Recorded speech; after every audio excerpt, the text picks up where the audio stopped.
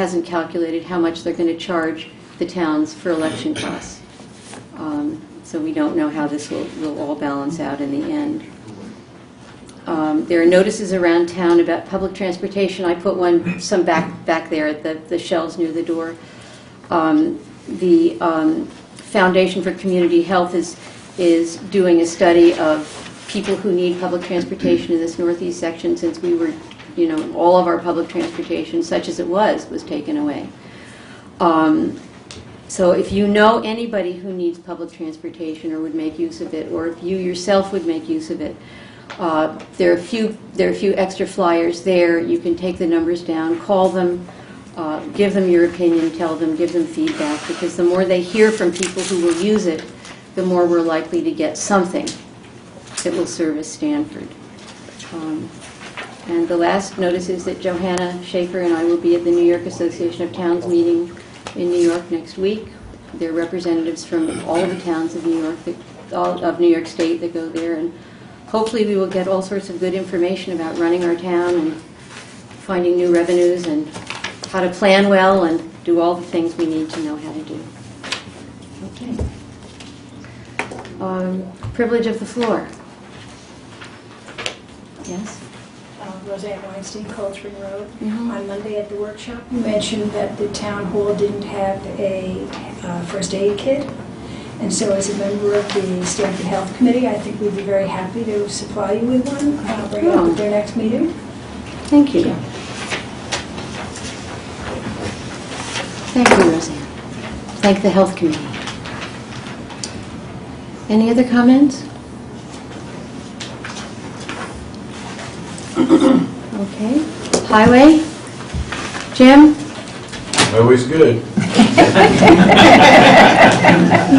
Done any plowing? A little bit. A little bit of plowing. A whole lot of sand. And a whole lot of sanding, okay. You guys done a real good job, too. The roads look really good. Yeah. Thanks, Jim. The roads did look good. All right. Under old business, the first item we're going to deal with is not the town board vacancy, because Jason Woodcock has presented.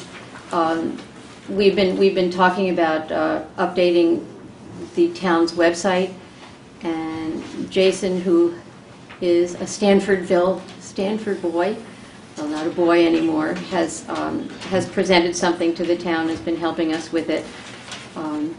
So, Jason, would you like to talk at all about your proposal, or? Sure, I can just give this group again Okay. a little bit overview of what we talked about. So I was here on Monday, and then I was also here last month discussing updating the site, the town's website. It all kind of came on the heels of the current site that's out there.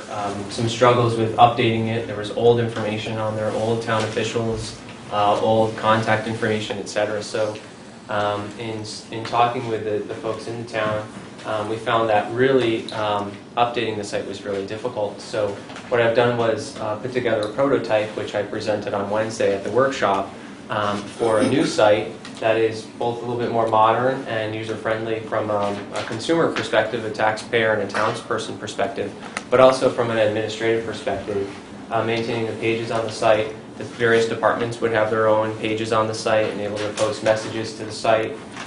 You'd be able to potentially in the future add in ways in which people could pay bills or taxes and things like that, download forms, maybe submit the forms, etc. On the site. I spoke with Rita Mary, and we've been working to make sure that the proposal really has a lot of the usability features that we need on there, the calendar, being able to post not only documents, but perhaps video in the future, maybe streaming video of these town board meetings or other town videos and things like that, photographs, and anything else the town warrants. So that's the sort of brief little history of what's going on. So. Thank you. Jason's proposal, he said a small website design firm would cost anywhere from $1,500 to $4,500. Independent web designers may cost $500 to $2,000. He is proposing $1,000. but then says, if the town feels this cost outweighs the services, I leave it to them to decide upon fair compensation. So it's a little so I guess we would have to define fair. Thanks for the pro bono work. And I think what we as a board have to decide is how and whether we want to go ahead with Jason right now and make that commitment, or whether we feel we should look at some other proposals to compare costs. Yeah, I think somebody mentioned when he presented it that they did want to get, for comparison purposes, a couple Yeah. other quotes. Right. I mean, I think it would be the good thing to do. So, but I thought your sentence was very, very interesting and helpful. Oh, certainly. And as we get other quotes in, hopefully it will be soon, and we'll be able to go ahead with this very soon. Whatever you guys need. Okay. Okay. Thank you, Jason. Thank you, Jason. All right. The next item on the agenda is probably the most important item that we have in the town, which is the appointment, filling the town board vacancy. In the January meeting, which unfortunately the taping didn't have any sound, and that was, so there's no video record of it. We voted on 5 candidates at that time, 5 candidates, letters of interest from Stanford residents, and we were deadlocked as a board on each of them, so we were not able to fill the seat. Now, we have a sum total of 10 letters of interest from Stanford residents. The fact that so many people have offered themselves to be of service to the town is, to me, truly remarkable, and I think very, very positive. As I said, unfortunately, we were deadlocked in the January town board meeting, and it really is of vital importance to the town that our town board, that your town board, be complete. It has happened in some towns that a board may work for months with an empty space, a seat they can't fill. But with only 4 members, we really will be a crippled board. We need to be a full board, and we owe it to all the residents of our town, including ourselves,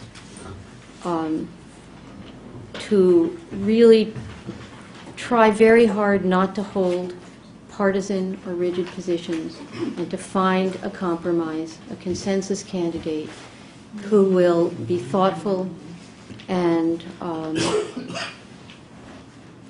be a part of the board. So, with that in mind, and the importance that we need to be a fully functioning board, the way we go about this, as we did at the last meeting, and it was confirmed when we all spoke with a lawyer from the New York Association of Towns up in Albany about state law and how to conduct this business, is we put a name up and we vote. We put another name up and we vote. Madam Supervisor? Yes. If I may, Sure. I'll just, Sure. we did all participate in a conference call with the Association of Towns Attorney. He indicated that